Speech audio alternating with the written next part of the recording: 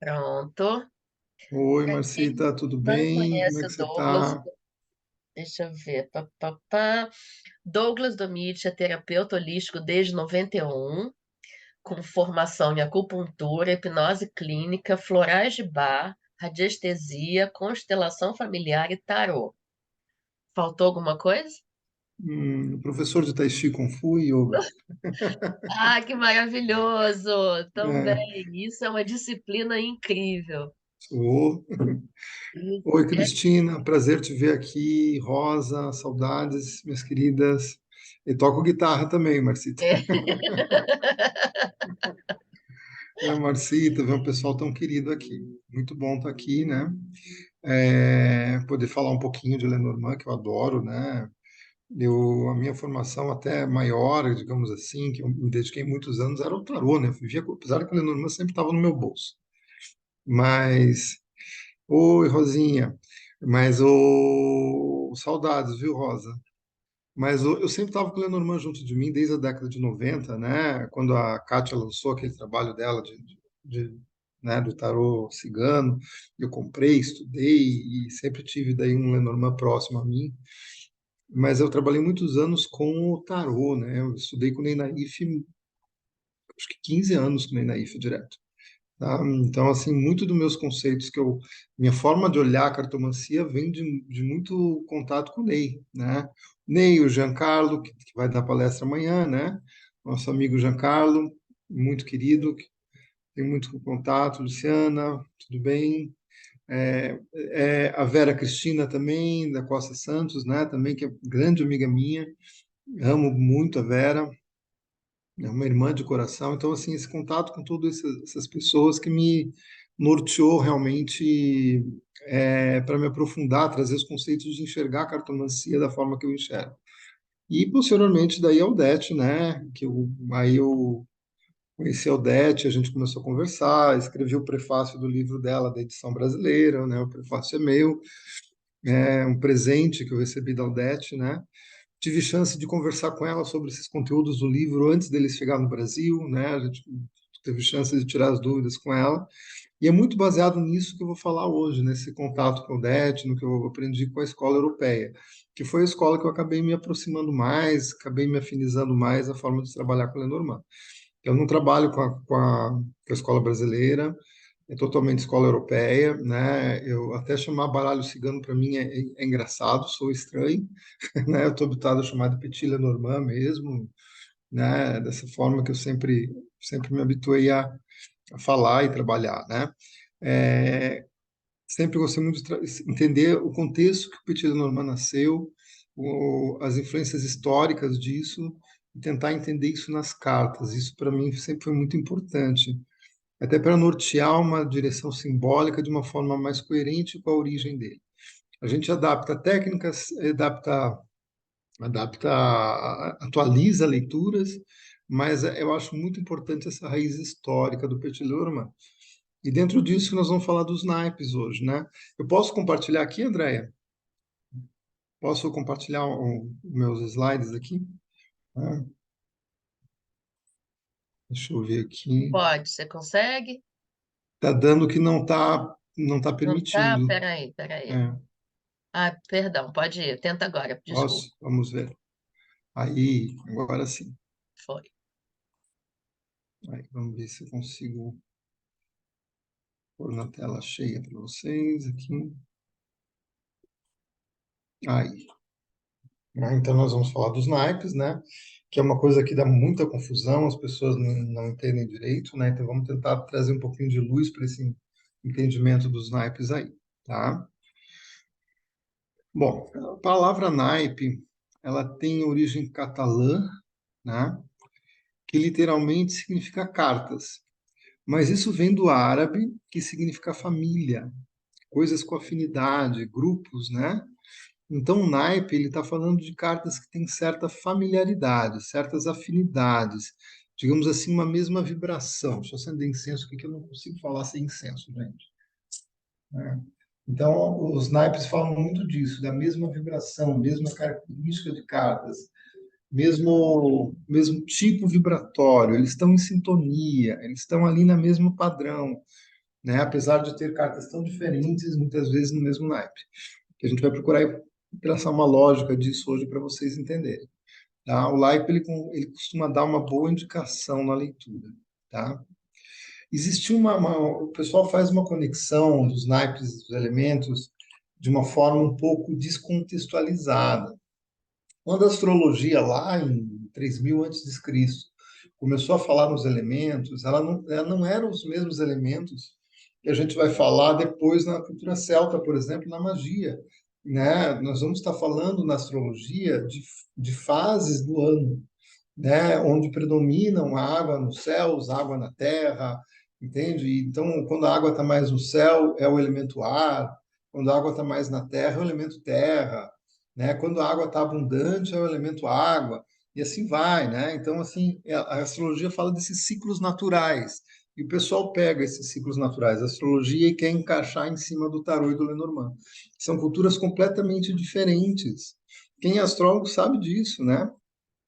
Sabe? Não, eu não me formei em astrologia por pouco, né? Estudei com Carlos Fini 2 anos, com Alexandre Schultz 2 anos, e só que chegou uma época que eu estava ficando louco por causa da astrologia, tudo que ia fazer eu olhava no mapa, olhava que trânsito estava passando, daí eu falei, não, peraí, eu tenho que parar com isso, não, eu não faço mais nada dessa astrologia. Tá virando a minha cabeça. E daí deixei a astrologia, fiquei só no Lenormand, no tarô, no símbolo, que eu adoro também, né? Mas então a gente tem essa astrologia que traz esses conceitos dos elementos, que é lá de trás, é 3000 antes de Cristo, né? Lá na Grécia que eles começam a olhar a astrologia a nível pessoal, a fazer um mapa pessoal. Antigamente o mapa era da civilização, se a colheita ia ser boa, né? Se ia ter guerra, se não ia ter guerra. Era essa a ideia da astrologia em si. Como é que ia ser, ia ter convulsões sociais naquele, né? Era tipo uma astrologia mundial, digamos assim, entre aspas, né? No início da astrologia. O grego que começa a pensar essa ideia de fazer o mapa individual, mas é um conceito de mapa individual de elementos, né? Que na realidade vem do quente, úmido, seco, a combinação desses elementos que formam um elemento da astrologia. Então, é uma visão totalmente diferente do que a gente pode trazer na cartomancia. Por isso que eu não gosto, né? Eu respeito quem faz, mas eu não sou a favor dessa mistura de você pôr astrologia nas cartas, sabe? Né? Apesar de que o símbolo é impressionante, né, Andréia? Você abre um jogo com símbolo, se sai uma carta de quadratura, você vai abrir o mapa, você está com aquela quadratura no mapa, né? É impressionante. O símbolo eu acho que é legal, né? Mas eu já O símbolo é muito especial, o símbolo é demais. É, eu acho muito interessante. Você abre lá a área de trabalho, sai uma carta que simboliza uma quadratura, né, uma tensão astrológica, daí você vai olhar teu mapa, você está com uma tensão na área profissional, na casa 6. É muito interessante isso. Mas, de modo geral, eu não gosto dessas correlações da astrologia com as cartas, porque são padrões culturais diferentes. Você está pegando um troço de uma outra cultura, de um outro sentido, e está querendo encaixar num troço que não é, sabe? Sabe aquele joguinho de encaixe que a criança faz, encaixar o triângulo no quadrado? Então, tem gente que precisa fazer aquilo mais, né? Que fica querendo encaixar coisa que não bate, né? Entende? Então, eu não sou muito a favor nesse sentido.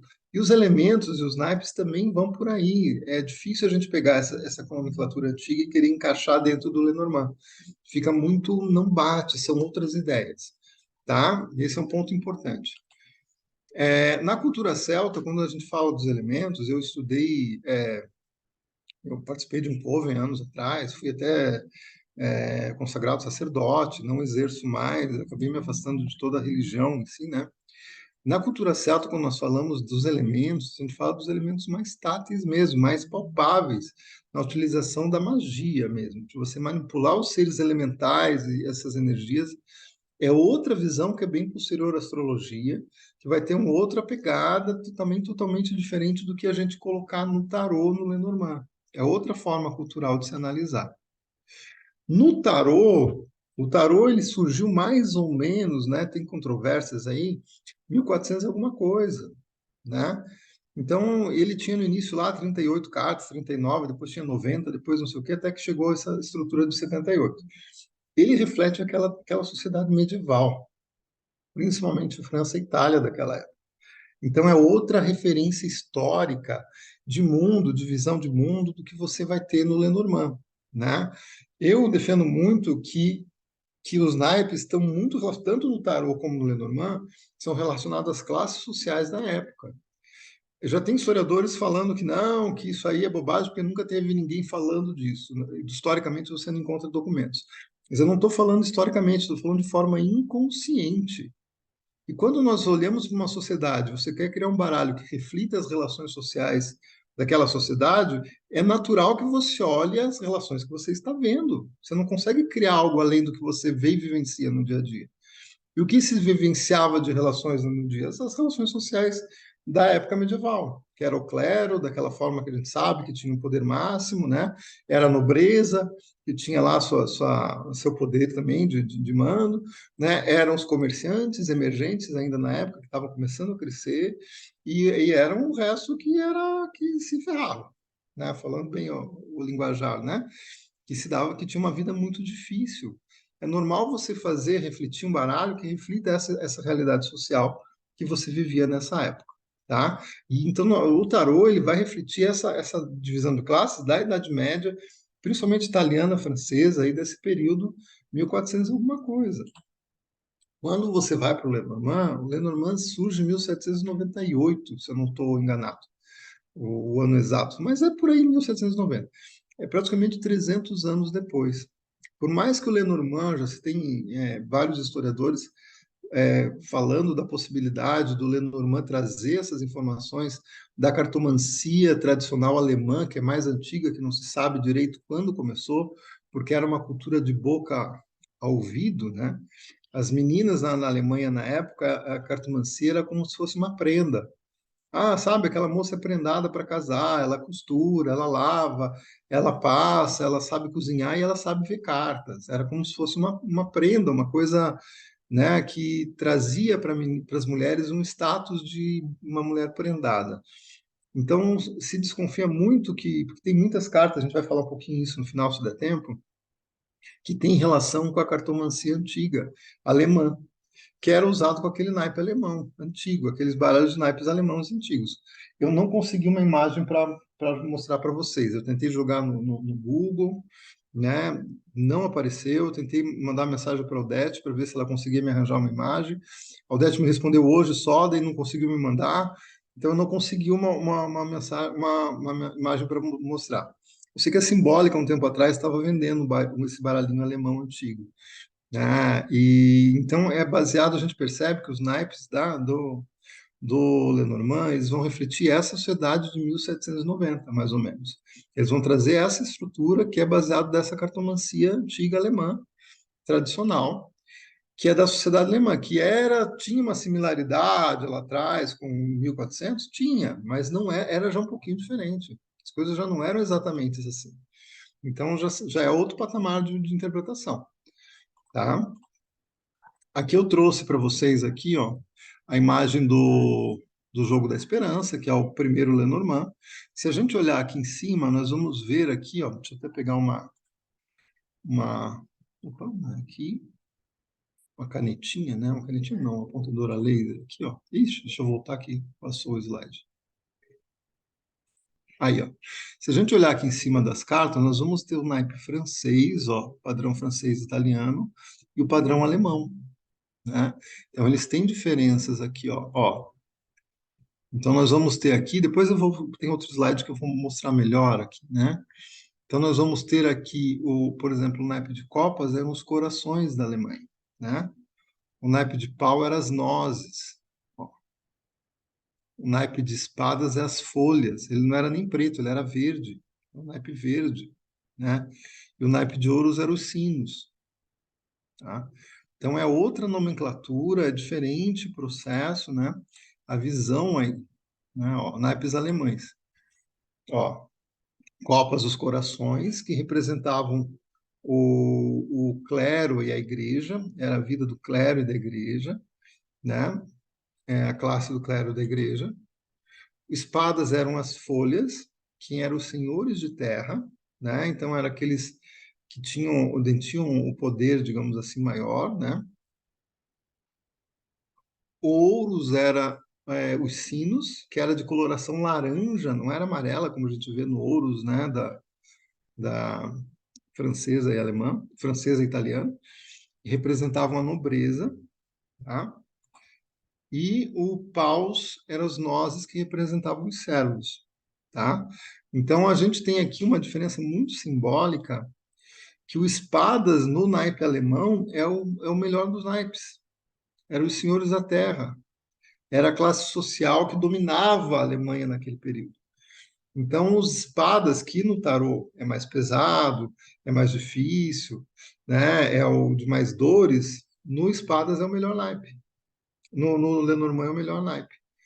E o paus, que no tarô é um naipe de realização, de rapidez, de maturidade, no Lenormand ele é as nozes, que é o pior naipe, é o naipe dos servos, é o naipe das maiores dificuldades, é o naipe dos sete pecados, é o naipe onde tem as nossas provações, é o naipe da nossa sombra, tá? Então tem essa diferença muito significativa aqui desses dois baralhos, tá?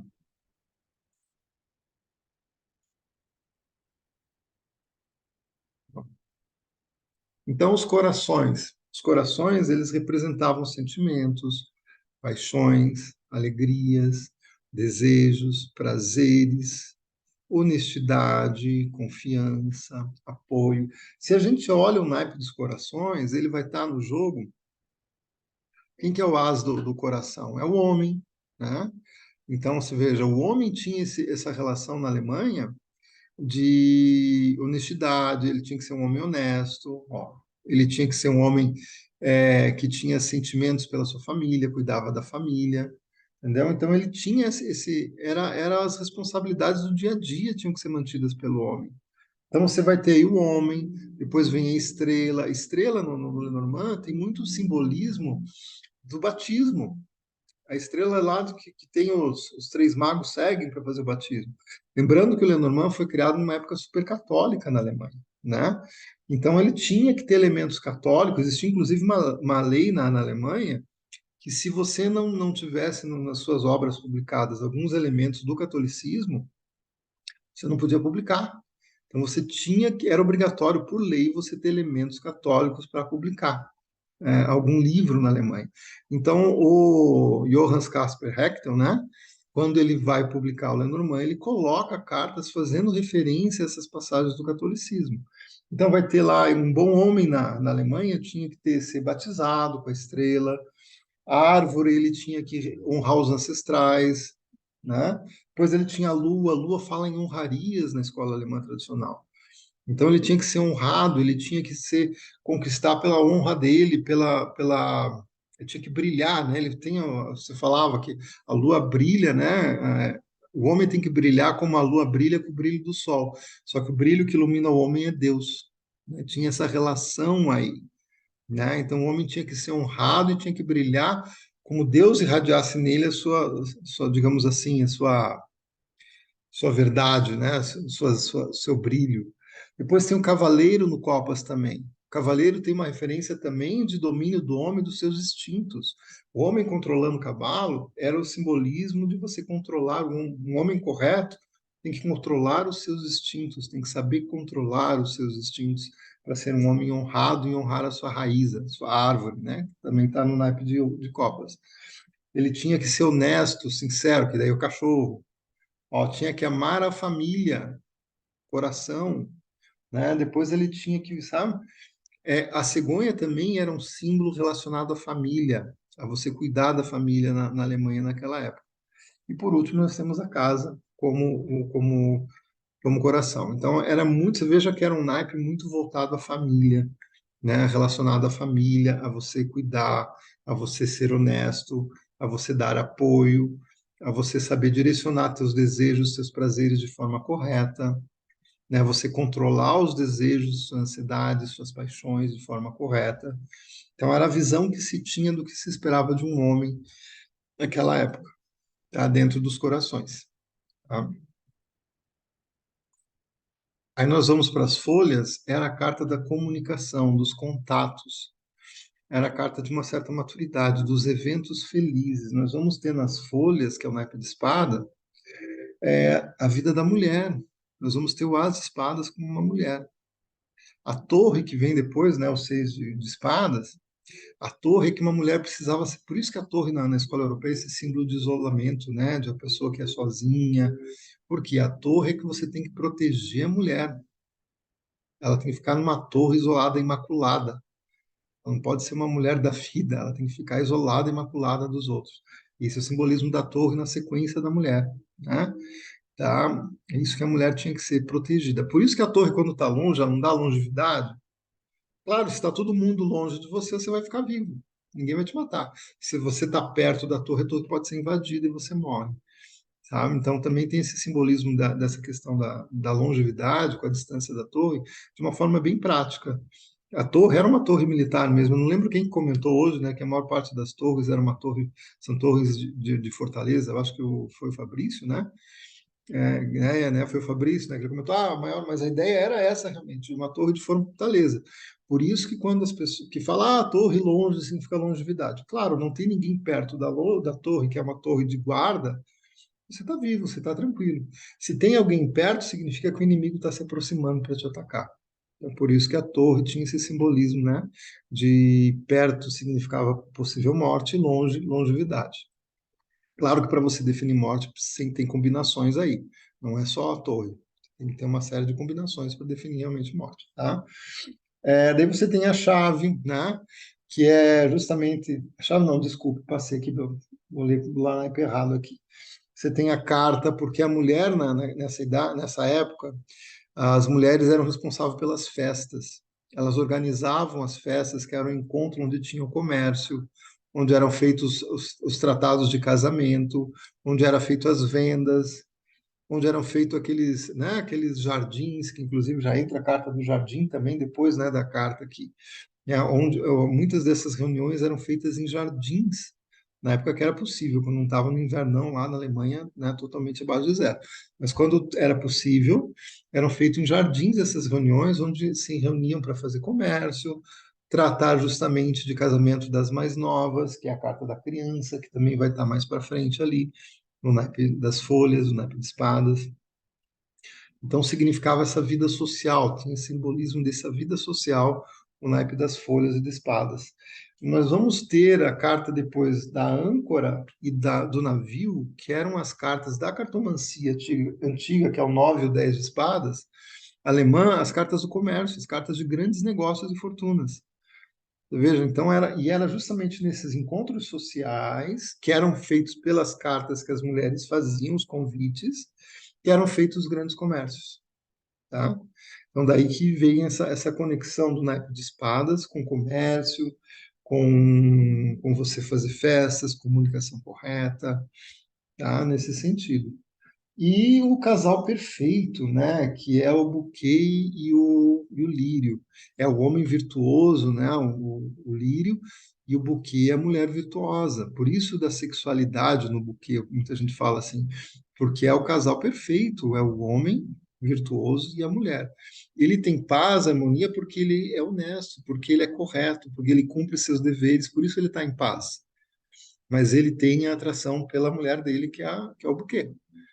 Tá? Aí vem esse simbolismo do sexo, com os lírios aí, né? Tá? Aí então a gente tem o naipe de espadas, toda essa simbologia aí de comunicação, desses movimentos que aconteciam nessa classe comerciante, né?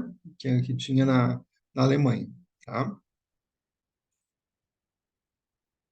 Os sinos, questões financeiras, ganhos e perdas e despesas, negócios e riscos. Aí é um naipe que tem os dois lados da moeda, que é a possibilidade dos negócios, né? Então você tem lá começa com o sol, né? Que é uma das coisas muito importantes na Alemanha nessa época, eram as plantações. Por isso que era importante nos negócios, nas questões financeiras, você ter sol. A ausência total do sol, um período que o sol fique muito tempo longe, você perde a plantação. Um inverno muito rigoroso significava perdas, por isso que o sol está nas questões financeiras, porque você dependia do sol. Imagina um país como a Alemanha, frio. Eu tenho uma cliente na Alemanha que ela fala que a coisa que ela mais sente falta no Brasil é o ver o sol. Ela fala que chega no outono e inverno, ela não vê o sol por 6 meses, gente. Ela não vê, ela sai, você não vê o sol, não sabe nem a carinha dele, nada. Então, o sol, nessas questões financeiras, ele representava que você precisa ter um mínimo de sol ali para você conseguir fazer a plantação. O trevo, na sequência, já mostra. O trevo na Alemanha, ele era uma planta de sorte. Quando teve aquela guerra entre a Alemanha e França, se eu não me engano, eu não lembro exatamente agora, a Alemanha ficou muito tempo, foi muito maltratada por essa guerra. Quando acabou a guerra, uma das coisas que a Alemanha usou para se levantar economicamente foi plantação de trevo para pasto. Então, eles encheram a Alemanha de trevo e jogaram um boi para comer aquele trevo. Então, o trevo passou a ser mostrado, passou a ser na Alemanha um símbolo de sorte, porque ele ajudou na recuperação econômica da Alemanha. E era normal as pessoas terem sementes de trevo atrás da porta. Isso era uma superstição que tinha na Alemanha na época, para justamente trazer boa sorte e espantar más energias e cobras. Se achava que o trevo tinha essa propriedade, né? Sabe? Então, então isso, por isso que o trevo traz essa conotação de sorte, né? De algo que traga sorte. Os pássaros aí na sequência, eles falam justamente de você conversar, né? O diálogo, a troca de informações, os debates sobre esse comércio, sobre essa produção, né? Aí vem a chave mostrando justamente que depende do destino. Muitas vezes a chave na escola europeia fala de destino. Depende do destino, muitas vezes, você ter a colheita ou não ter. Se você não tem sol, você não tem a colheita. Você perde tudo. Que vem justamente o caixão depois, né? Vem o caixão justamente na sequência, né? E depois os livros mostrando justamente que você precisa ter o controle das finanças. Você tem que anotar tudo que vai dar, né? Tem que ter o conhecimento de lidar com todos esses fatores para você ter uma colheita, uma boa colheita aí, né? Depois a foice, que traz justamente o momento certo de você fazer a colheita, né? Os caminhos, que é justamente a venda, né? Você fazer levar isso para ser vendido, né? É, e por último, nós temos os peixes, que é quando você recolhe o dinheiro da tua venda, tá? Esses seriam mais ou menos a vida que é descrita nos sinos, né? Nessas questões do naipe de ouros, que no naipe alemão seriam os sinos, tá? E as nozes, que é o naipe mais pesado, é o naipe dos servos, né? Fala de problemas, aborrecimentos, doenças, roubos, perdas, os sete pecados capitais. Tá? Aí a gente vê um certo preconceito na Alemanha na época, porque ela colocava justamente no naipe dos servos os sete pecados capitais, como se os servos fossem os pecadores. Eles que faziam as coisas não darem certo, né? Tinha-se uma visão bem preconceituosa nesse sentido. Por exemplo, daí muita gente fala, mas Douglas, a aliança está justamente no naipe de paus. Então quer dizer que relacionamento é problema? Gente, não. É porque, na verdade, na Alemanha, naquela época, os servos, eles eram servos de uma determinada fazenda onde eles trabalhavam, e eles tinham que usar um anel para dizer de qual fazenda eles eram servos. Então, cada fazenda, cada feudo, né, era praticamente um feudo, ele tinha seu anel que você tinha que usar para mostrar que você era daquele feudo que você trabalhava, era ali que você trabalhava. Por isso que o anel está justamente no, na parte dos servos, no naipe das nozes, tá? Realmente era uma vida muito difícil desses trabalhadores. Aí vem a cruz na sequência do anel. O que a cruz fala nessa parte? Fala assim que é preciso ter fé para você aguentar o dia duro de um trabalhador, de um servo. É como se a cruz dissesse assim: é importante para vocês a fé para que você possa realmente dar sequência e aguentar o que é o dia a dia de um trabalhador, que era um trabalho realmente era bastante pesado.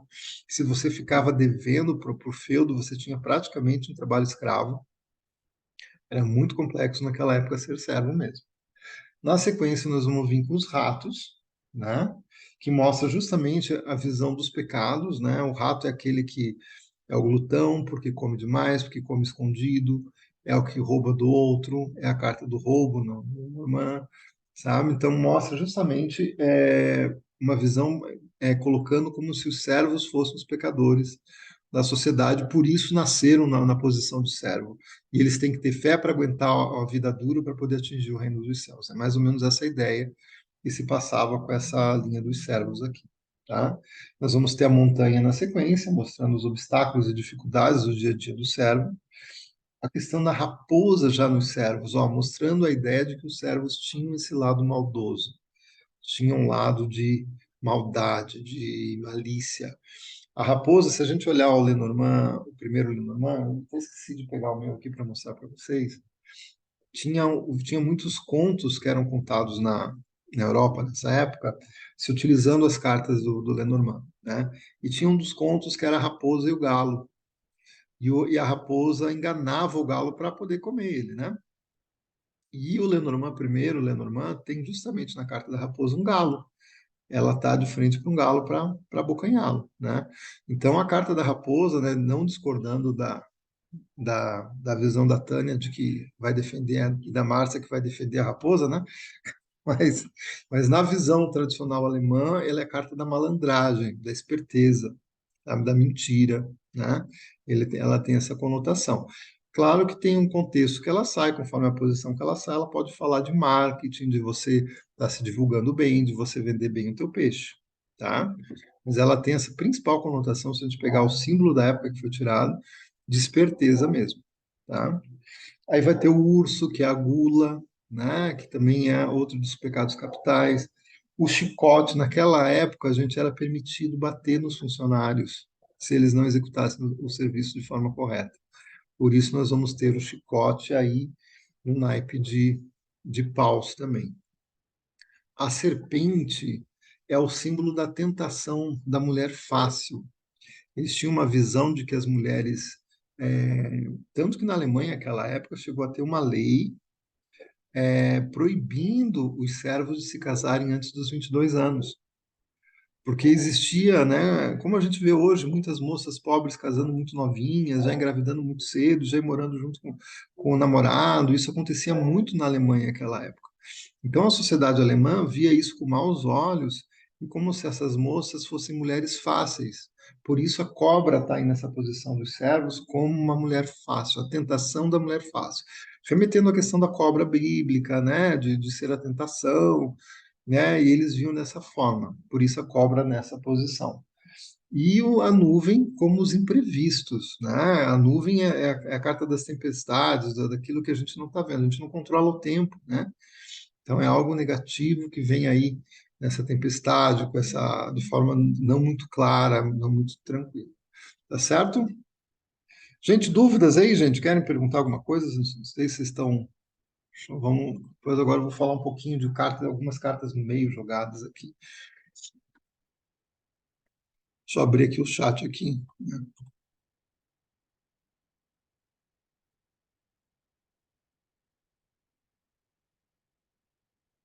Não chega a ser os custos dos casamentos, não, André. Era mais essa questão é, era essa questão de realmente você estar trabalhando num feudo, sabe? E você tinha um anel para mostrar que você era daquele feudo. Por isso que está no naipe dos servos, tá? Na realidade, se a gente vê aqui, nem fala dessa questão do, do casamento mesmo, né? Se a gente for olhar o casamento mesmo nessa aqui, ele está entre o lírio e o buquê, tá? Deixa eu dar uma olhada aqui. Deixa eu voltar acho que aqui começou as perguntas, né? Oi, Luciana. Ó, a Andrea fala que no baralho comum espadas também é o pior, né? Segue mais ou menos a vertente do tarô, né? Isso, André, é mesmo assim, o homem como centro e condutor de tudo. A mulher é aquela que ficava isolada numa torre, fazendo, organizando as festas, né? Para que ela pudesse daí justamente estar promovendo os encontros sociais dos homens para eles fecharem os negócios. Ela fazia o social, né? Mas o homem é quem comandava tudo mesmo. Recatada e do lar, exatamente era essa a visão da época, tá? Exatamente. Longevidade da torre, ninguém te lhe mata, é isso mesmo. Só se for de desgosto, perfeito. Isso mesmo, Andréia. O trevo ele tinha esse simbolismo, né, na cultura celta aí de que diz que na Irlanda não tem cobras, né? E diz que é graças a São Patrick, né? Tem isso aí, né? Eu não sei, eu vou deixar um saquinho de trevo aqui em casa, né? Quem sabe sai as cobras humanas também que aparecem de vez em quando. Quem sabe espanta, né? É, são-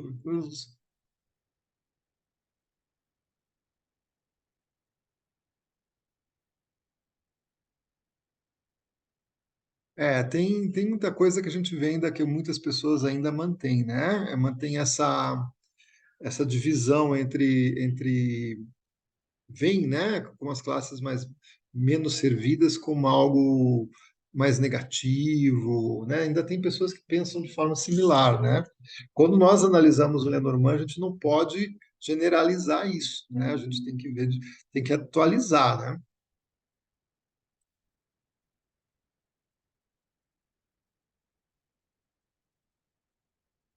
Certo? Isso aí. Outro detalhe, gente, quando a gente vai fazer então quando você vai, cliquei errado aqui, peraí, aí. Quando você vai fazer a leitura, você começa a observar que naipes predominam em volta da pessoa.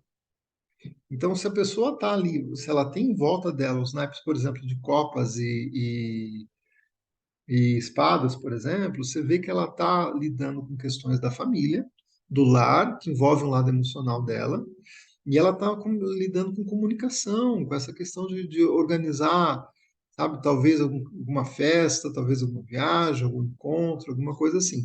Então você vai juntando, não só em volta dela, mas em volta das cartas tema. Então você vê lá, a pessoa está lá em tal lugar, você vê 9 cartas em volta dela, você vê lá que 5 são de espadas. Ela está numa fase tranquila.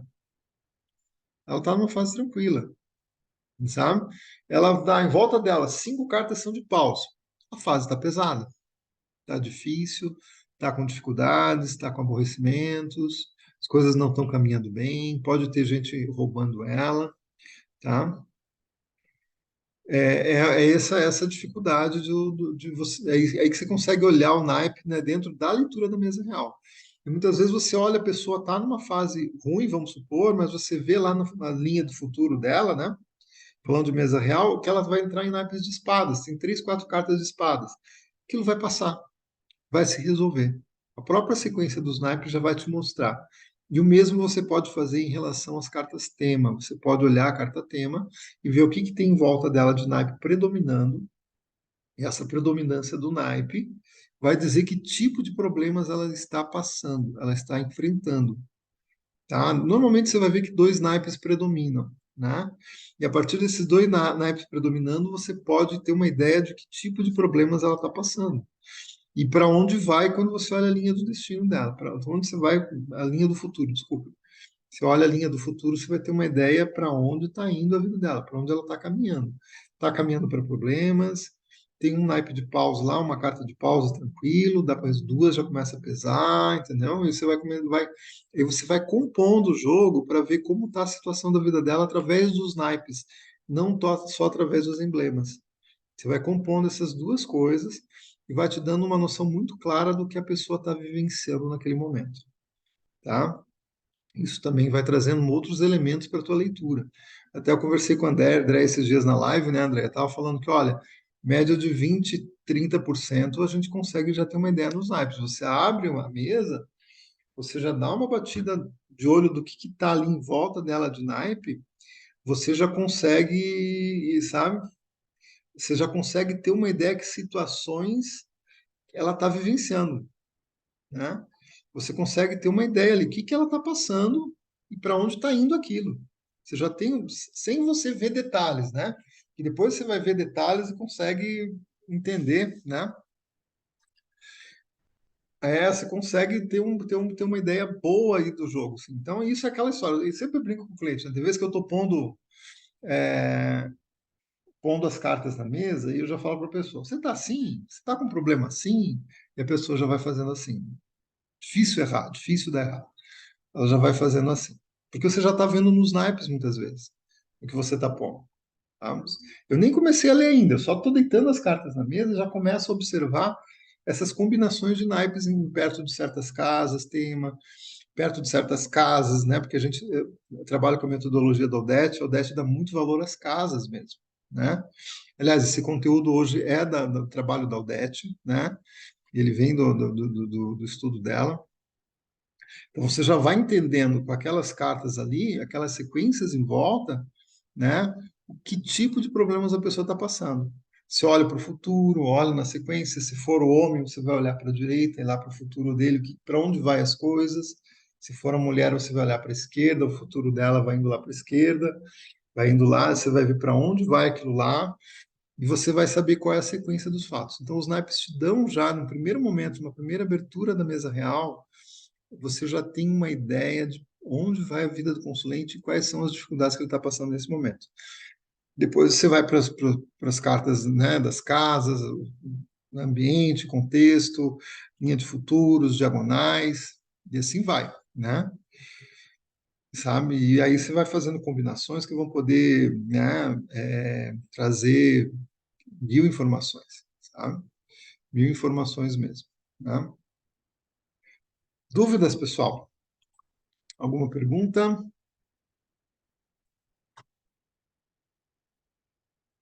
Quiserem abrir o microfone para falar também, pode ficar à vontade, tá, gente? Eu gosto de bater papo.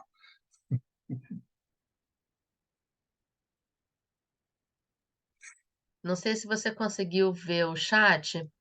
Eu vi alguma coisa. Ah, É, Marcita dizendo que você tem expertise em tudo que você se propõe, que seu obrigado, Márcio. conhecimento é Eu muito tento. enriquecedor. Cristina dizendo que aprendeu a gostar de naipes através do teu trabalho do Bloco de Nove. Que bom, Cláudia Cristina, dizendo que é fico feliz. maravilhoso, como o Lenormand ainda nos guarda tantas surpresas. Eu dizendo que eu fiquei Sim. muito impressionada da leitura, ter 30% da leitura poder ser diagnosticada através dos naipes. Eu não tinha essa referência, sempre usei muito poucos naipes e agora vou me empenhar em estudar um pouco mais. Ah, o Alck dizendo que ah, outras pessoas dando justificativas, às vezes até pelo tarô. É, Tânia Durans declarando admiração e amor a você. obrigado, Tânia. Também admiro muito o teu trabalho, você e o meu amor por você também. Você é uma grande amiga. E Marcita perguntando se você daria um curso de naipes. Gente, assim, não sei se cabe um curso, porque na verdade você vai pegar isso e trabalhar é basicamente isso que eu passei para vocês. E daí trabalhar na prática, fazer isso no dia a dia, tornar um hábito disso, sabe? É legal você fazendo isso, quem trabalha com a escola europeia, é meio que natural da escola europeia a gente já ir trabalhando com os naipes desde a primeira aula. Então é meio que comum, porque o simbolismo, sabe, Marcita, ele já faz parte. Isso tudo que eu falei dessa sequência, isso aqui é basicamente minha primeira aula do curso de Lenormand, sabe? A diferença é que nós vamos entrar na história, vamos, né, falar um pouquinho mais de outros aspectos que aqui eu não falei. Mas é basicamente isso a minha primeira aula de Lenormand. Então você já tem uma noção de por que as cartas estão em determinado lugar no Lenormand, né? Por que elas estão nessa sequência? Então, sabe, a partir disso, daí quando começa a prática, a gente já começa a prática falando dos naipes, tá? Falando. Aí nós começamos, quando entramos na mesa real, né? Inclusive, semana que vem vou começar uma turma nova de Lenormand. Quem quiser me avisa aí, tá? Entre em contato, que nós vamos abrir uma turma nova. Aí quando nós entramos na mesa real, quando a gente pega as primeiras técnicas, que eu vou às mesas real um pouquinho. Eu pego as primeiras técnicas básicas e a gente monta uma mesa real. Daí na segunda aula eu vou pondo mais técnicas e assim vou até fechar a mesa real inteira. Então, quando a gente abre a primeira mesa real na aula, a gente já começa a falar dos naipes. A gente começa a entrar com os naipes, sabe? E daí a pessoa vai pegando esse jeito, é prática, gente. Depois com o tempo você vai, aquilo que eu falei, você vai deitando as cartas, você já vai vendo os naipes que estão próximos de cada carta, você já vai falando para a pessoa. E daí a pessoa já só faz, normalmente faz assim. Né? Tem vezes que umas pessoas vêm com uns assuntos muito loucos que você não imagina, né? Que daí você tem que falar, peraí, o que está acontecendo aí? Tem algo meio louco na tua vida aí, né? Daí a pessoa vai explicar e diz, ah, tá, agora estou entendendo o que o jogo está dizendo. É que tem vezes que vem umas histórias do Arco da Velha, né, gente? A gente que é cartomante sabe que vem umas histórias muito loucas, né? Parece umas histórias assim que fala, meu Deus, como é que eu vou ver isso nas cartas agora? Deixa eu pensar. Não é verdade, gente? Então, mas normalmente você já vai, né? Você já vai conseguindo, sabe? Conseguindo ter essa noção na primeira leitura. E isso é que me encanta muito no Lenormand, né? O Lenormand, você abre o Lenormand, dificilmente você já não vai no ponto na primeira de cara, né? Na primeira olhada no jogo, você normalmente já vai no ponto que traz a pessoa à consulta, que é aquilo que motivou ela a vir na consulta para você, né? Então isso me encanta muito no Lenormand. Isso é uma coisa que o tarô não tem, né? O tarô, você vê o estado emocional, mental da pessoa de forma maravilhosa, acho que até, né, até de uma forma mais profunda que o Lenormand nesse sentido, mas você não vai direto no assunto, né? Você vai ter muitas vezes que ver um jogo inteiro para entender o que está pegando a vida da pessoa, né? E o Lenormand não, você já de cara você vê as preocupações da pessoa, mas de forma mais concreta. E isso me fascina muito. Isso me fascina muito. Você abrir o jogo para a pessoa e a pessoa é muito raramente você, né? Claro que tem aqueles casos de cliente que não gosta do que você fala dele, ele implica com você, né? Isso é muito comum também, né? Você fala não para o pessoal, isso não vai dar, não é para você, outro caminho, e a pessoa fica louca com você, né? E daí você é culpado das desgraças dela, dos males dela, da vida dela, porque você praguejou. Isso, gente, isso acontece, né? Isso acontece, né? Isso realmente acontece. Esses dias eu atendi uma moça também muito alterada emocionalmente, né? Com uma situação de um relacionamento à distância. E quando eu abri o Lenormand, eu pensei assim, nossa, tomara que o Lenormand dê coisa boa, porque se der coisa má, ela vai e pronto, eu vou ser o culpado. Ela não tem maturidade emocional para ouvir, não.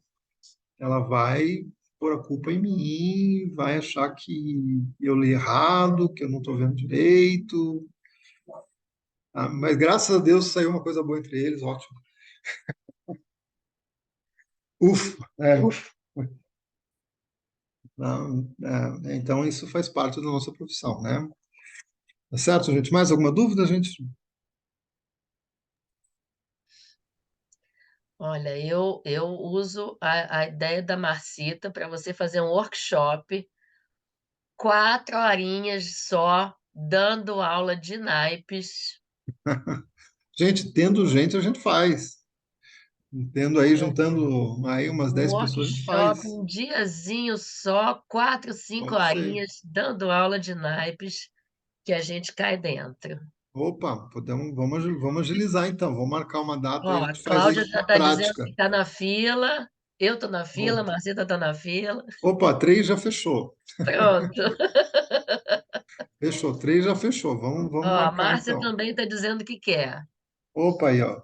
Beleza, vamos fazer. Daí a gente faz assim, a gente dá uma revisada mais profunda desses detalhes e daí prática. Vamos abrir mesa real e falar disso. E explicar como tá ali, né? Como que acontece, tá? Aí, ó, já tem um grupinho, Já já está com a marcamos turma aí. montada aí, já está com a turma montada. Olha, Assim, entre em gente, contato comigo, né? sigam os A gente monta. palestrantes do evento, todo mundo tá em rede social, sigam os palestrantes, prestigiem os palestrantes do evento. É, Isso mesmo, só gente boa aqui, né? só gente maravilhosa, É, só firmeza. Então, Douglas, te agradeço imensamente. eu que Alguém tem mais agradeço. pergunta? Fico Só muito feliz muita de estar gente aqui. falando, olha, a Rosa falando que quer, Eliur quer, Márcia quer, Ótimo. Mariana quer, todo mundo falando, Luciana também, todo mundo falando que curte a ideia desse workshop de naipes. Então, é só Vamos você fazer. falar com a Vamos gente. organizar, ver um dia, né? Um sábado aí. Um Vamos sábado, um fazer sim. domingo, o que for, a gente faz um dia A gente bacana. faz sim. E Perfeito. sigam os nossos palestrantes, gente. A gente sempre divulga nosso trabalho em rede social. Sigam os nossos colegas. Eu tenho uma frase minha, é meu mantra pessoal, né? Uma bruxa cuida da outra. E se a É, isso gente aí. cuidar um dos outros, a gente se protege, a gente se preserva de tanta coisa negativa que pode vir de fora, né? A Sim. maledicência, o ceticismo, enfim. Então, a gente tem que se proteger dentro das nossas redes. Mas, enfim, Isso aí. Douglas, te agradeço imensamente por você ter participado. Foi uma palestra Gratidão, foi um prazer. incrível. Obrigada a todo mundo que participou hoje. Amanhã a gente tem gente muito bacana também.